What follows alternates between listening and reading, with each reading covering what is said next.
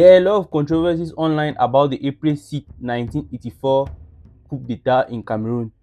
It is believed to be one of the bloodiest coup d'etat in African history, which took the life of over 1,000 soldiers. The coup is believed to have been orchestrated by Cameroon's first president, Ahmadou Ahidjo, but others believe it was orchestrated by his former allies within the government without his consent.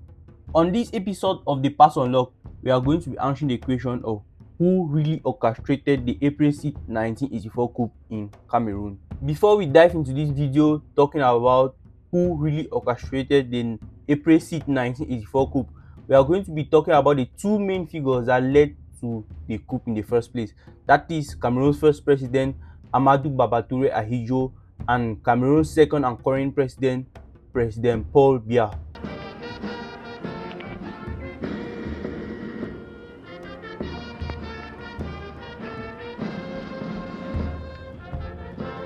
Ahmadou Ahidjo was Cameroon's first president from 1960 to 1982. He ruled Cameroon for 22 years before passing on power to Paul Biya. Ahmadou Ahidjo was born the 24th of August 1924 in Garoua, Cameroon. He was born into a Muslim family.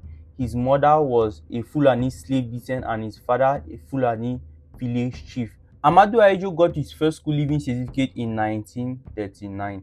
And after getting his first school leaving certificate, he traveled to Cameroon's capital at that time, and which is currently still the capital, Yaoundé, to attend his secondary school.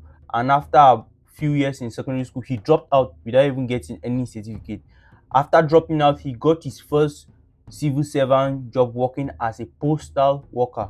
Few years after working as a postal worker in 1946, at the age of just 22 years old, he joined territorial politics, and in 1957 he became the president of the Legislative Assembly. After becoming the president of the Legislative Assembly, in 1958 he joined the CU political party, the Cameroonian Union, and few months after joining the CU political party, he became the Prime Minister of Cameroon, that is in 1958, under the Andre Marie Bida's government. Few months after Ahmadou Ahidjo became Cameroon's Prime Minister, Andre Marie Bida resigned as Cameroon's president, leaving the country without any president, because at the time, Cameroonian citizens were fighting for independence from France. Seeing that Cameroon did not have any president, Ahmadou Ahidjo then had to step up and act as the president of Cameroon.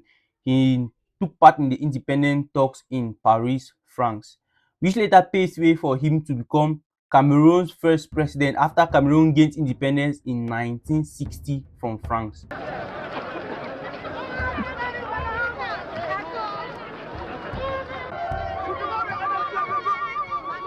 During his time as president, he helped unite the French and the English-speaking parts of Cameroon. He was very active as a president.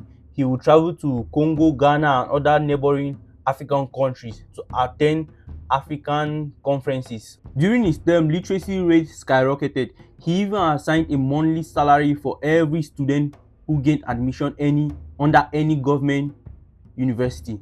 Employment rate also skyrocketed. In 1968, Ahmadou Ahidjo assigned Paul Biya as the Secretary General of the Presidency of Cameroon. Paul Biya was born on February 13, 1933. He was 9 years younger than Ahmadou Ahidjo. He was of the same party with Ahmadou Ahidjo, the CNU. Mind you, the CNU and the CU are the same political party. After Ahmadou Ahidjo became president in 1960, he changed the party's name in 1966 from the CU to the CNU. About 7 years after serving as the Secretary General of the Presidency, Ahmadou Ahidjo assigned Paul Biya in 1975 as the Prime Minister of Cameroon. And in 1979, Ahmadou Ahidjo initiated a change in the constitution, designating the Prime Minister as the successor if the president wasn't around. As if that was not all, in 1980, Ahmadou Ahidjo assigned Paul Biya as the vice president of the CNU political party.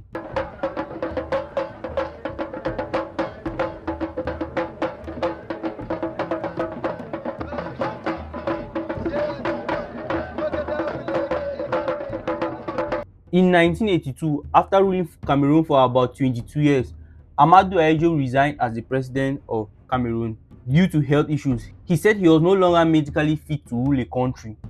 There are many beliefs and conspiracy theories that Paul Biya conspired with Ahmadou Ahidjo's doctor to lie to him about his health, which should then later lead to him resigning, forcing Paul Biya to become the president of Cameroon. Despite resigning as president, Ahmadou Ahidjo was still the president of the CNU political party and Paul Biya was the vice president.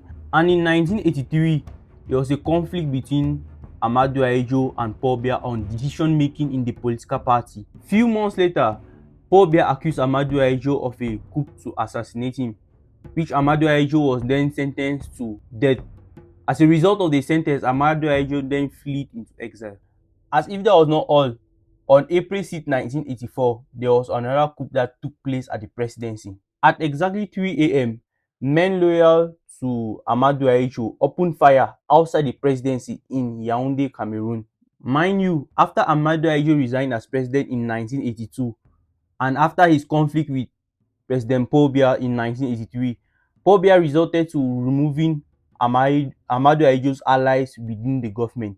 That is one of the reasons why many believe the coup took place. The coup lasted for about 3 days, 3 days of continuously shooting.